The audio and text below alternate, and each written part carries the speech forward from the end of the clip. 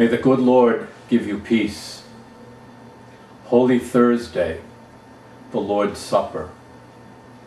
There's a very important and beautiful rite that takes place during the Mass of the Lord's Supper on Holy Week.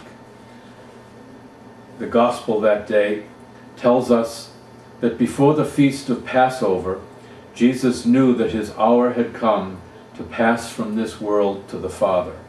He loved his own in the world, and he loved them to the end. The devil had already induced Judas, son of Simon the Iscariot, to hand him over. So during the supper, fully aware that the Father had put everything into his power and that he had come from God and was returning to God, he rose from supper and took off his outer garments. He took a towel and tied it around his waist. Then he poured water into a basin and began to wash the disciples' feet and dry them with the towel around his waist. He came to Simon Peter, who said to him, "Master, are you going to wash my feet?" Jesus answered and said to him, "What I am doing you do not understand now, but you will understand later." Peter said to him, "You will never wash my feet." Jesus answered him, "Unless I wash you, you will have no inheritance with me." Simon Peter said to him, "Master, then not only my feet, but my hands and my head as well." And Jesus said to him, "Whoever has bathed has no need except to have his feet washed, for he is clean all over. So you are clean, but not all." For he knew who would betray him. For this reason he said, "Not all of you are clean." So when he had washed their feet and put his garments back on and reclined at table, he said to them, "Do you realize what I have done for you?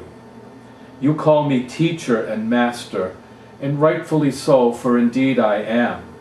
If therefore the master and teacher, I, have washed your feet, you ought to wash one another's feet. I have given you a model to follow, so that as I have done for you, you should also do." The Gospel of the Lord. What a powerful action on the part of Jesus, washing the feet of his disciples. I don't think that we really appreciate these days what that meant. A little background on this passage. First of all, according to Roman law, even a slave could refuse to wash feet. Now, why was that?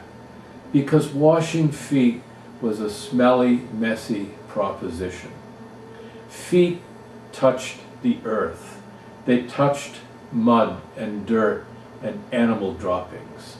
People were walking along and their feet were going through all of that. It wasn't like it is in our churches when we have people from the parish who volunteer to get their feet washed. Believe me, they all make sure that they're well bathed so that Father won't get a whiff of their smelly feet. When Jesus washed the feet of his disciples, he was taking them by surprise. Their feet smelled and were messy from the journey. So Jesus does a work that even a slave can turn down. We're told that he strips off his outer garments. It's a nice way of saying he stripped to his underwear, because that's what slaves did to do this work. In Middle Eastern culture, even to this day, the feet, because they touch the earth, they represent what is most lowly about the human condition. Do you remember a few years ago when Saddam Hussein was toppled in Iraq? What did people do as his statue was brought down? They threw shoes at it. What did the man do who protested against President Bush? He threw a shoe at him. In Middle Eastern culture, that's almost like what you and I would call mooning in our part of the world. I'm not defending, by the way, any of the actions to which I referred. I'm just making the point as to what the feet represented and still represent in Middle Eastern culture. And in getting down and washing the feet of his disciples, we're told that the evangelist John, in presenting this, is prefiguring the crucifixion, that Jesus loved his own in the world and loved them to the end. In John's Gospel, the crucifixion is not so much about punishment, and while it doesn't deny that Jesus certainly suffered and was punished, the real emphasis on John's Gospel is that Jesus' mission was to love us and to love us to the end, even though that love would cost him his life. And in this gesture of washing feet, he prefigures that. He loves his disciples, and he loves the most lowly part of them on their bodies. And yet when he's finished, he puts back on the outer garment, and he says, "Indeed you call me teacher and Lord, for that I am.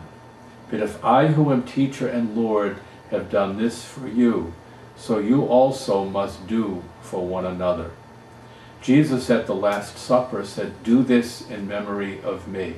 I think it's good that we keep in mind that "do this in memory of me" means not only that we should keep having the ritual that we call the Mass, the Eucharist, and that we should celebrate that, but that we, like Jesus, as we celebrate Eucharist, should realize that Mass isn't over until we go out the door and wash some feet.